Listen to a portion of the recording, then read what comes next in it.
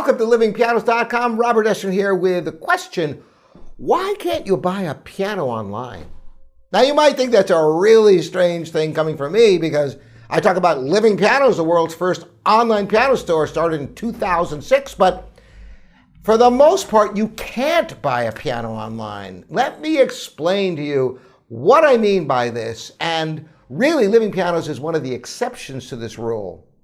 Well, there are some practicalities. First of all, how can you possibly buy a piano online? How does it get shipped? You buy a piano, you're living in Florida, you buy a piano from California? How can you possibly get it there?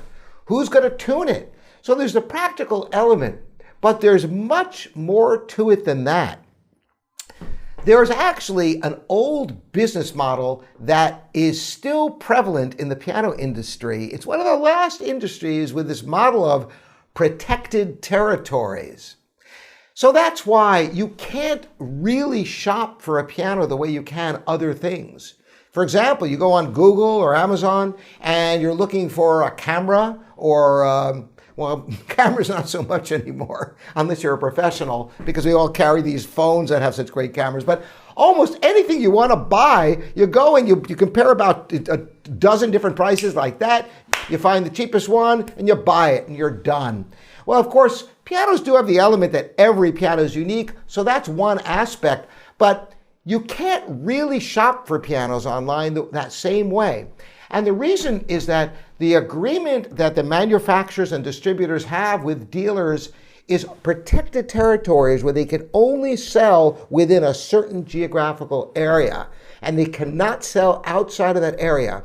There is one exception, which is if somebody travels to that store, physically goes to that store, yes, they can sell to them.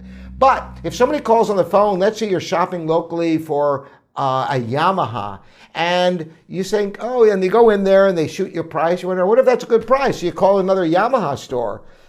They're not going to quote you a price unless you physically go into that store. And this is so that the dealers can make money, because they put the investment in inventory, and you go into a local store and then you buy from some big outfit that can undercut the price.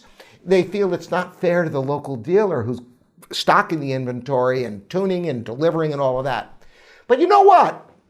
Unless it's a really expensive piano, how could somebody out of state possibly compete with a local dealer when they have the arduous task of moving that piano and tuning the piano and all of that?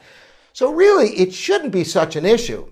Now, are there exceptions to this? Well, there are some large dealers that kind of skirt under the rules, and they will sell out of area and they'll undercut local dealers. And as long as the manufacturer or distributor doesn't find out about it, they get away with it. Now, sometimes if they are caught, they have to pay that dealer some kind of commission.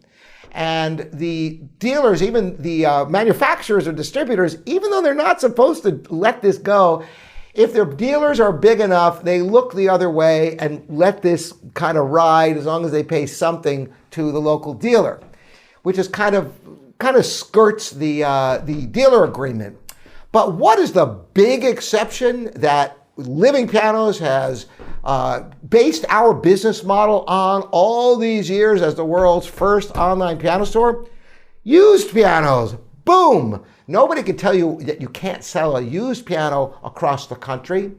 More than that, when you're dealing with higher-end pianos like Steinway, Mason & Hamlin, Bechstein, and instruments like that, the cost of moving them is only a small fraction of the investment in the piano. And when you have resources of inventory, because of, for example, we get web forms every single day for piano, so we can pick and choose the really, really gems, sometimes diamonds in the rough that need restoration, and we can afford to sell these pianos and sell them for a very reasonable price and include delivery. But this is really the exception. Plus, we provide high-quality professional videos so you can hear the pianos, see high-resolution photos so you know what you're getting. Now, of course, we always welcome, if somebody's a pianist with vast experience with fine instruments, they're going to want to try the piano. We welcome them to visit. But for the most part, you can't buy pianos online. Now, digital pianos, another big exception. That's just a box, can be shipped, and Yet there are some digital pianos you can't buy online, and they fall into that same protected territory.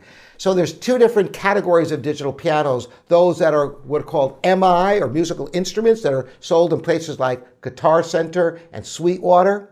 And then you have the home units, which are just like the acoustic pianos, are protected territories that you can't shop for out of area.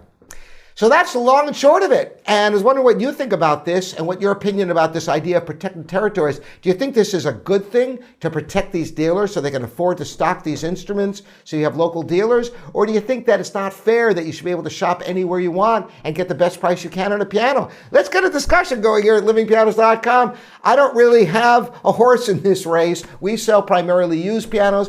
And anytime we sell new pianos, we abide by the rules religiously and will not sell anything unless somebody visits the new piano store where the piano is located. And we've been doing business that way all along, selling new pianos. We never undercut dealers because we're in this together. We want the whole piano business to survive. Thanks again for joining me. Robert Estrin, this is livingpianos.com, your online piano store.